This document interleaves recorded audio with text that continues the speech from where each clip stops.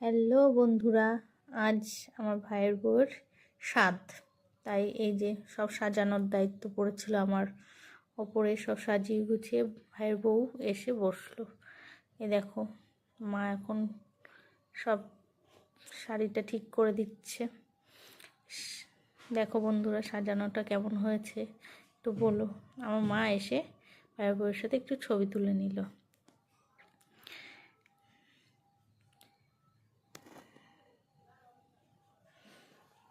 তারপরে এক্ষুনি আমার ভাইয়ের শাশুড়ি, বলতে আমি কাকিমা ডাকি, এই কাকিমা এসে ভাইয়ের বউয়ের সাথে একটা ছবি তুলে নিল। তারপরে মা ধান দুব্বু দিয়ে আশীর্বাদ করলো। কি বলো তো বন্ধুরা, আমার বাবার বাড়িতে সাধের নিয়ম নেই, তাই শুধু ধান দুব্বু দিয়ে আশীর্বাদ করলো, জোগাড় দিতে পারলো না। প্রদীপের শিখা দিয়ে আশীর্বাদটা করে নিল। তবে বন্ধুরা, সাজানোটা কেমন হয়েছে তোমরা একটু বলো, কমেন্ট করো।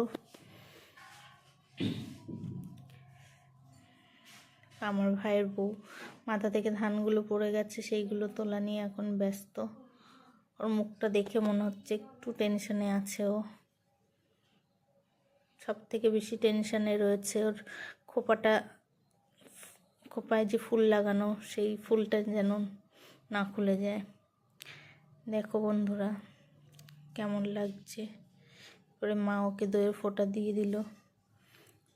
তারপর আমার ক্যামেরার সামনে কেউ এসে দাঁড়িয়ে পড়লো। দেখো বন্ধুরা, এই যে সাথে খাওয়া দাওয়া হচ্ছে, এটা হলো আমার বড় বৌদি, আর এটা আমার দাদা, পাশে ঠাকুমা, ভাইয়ের ঠাকুমা শাশুড়ি। এই দেখো দুটো বুনু খাওয়া দাওয়া করছে পাশে। এই যে পিসিটা চিংড়ি মাছ খেতে খুব ভালোবাসে, তাই দেখো তুলেই কামড় দিয়ে দিল চিংড়ি মাছটায়। বুনুরা, আমার এই কাকি খেতে খেতে অস্থির হয়ে যাচ্ছিল, তাই কাকিকে বলছিলাম একটু আস্তে খেয়ে নাও কাকিমা। আমার এই দুটো ভাই শেষে এসছে। ঠিক আছে বন্ধুরা, আজ এখানেই রাখি, বাই।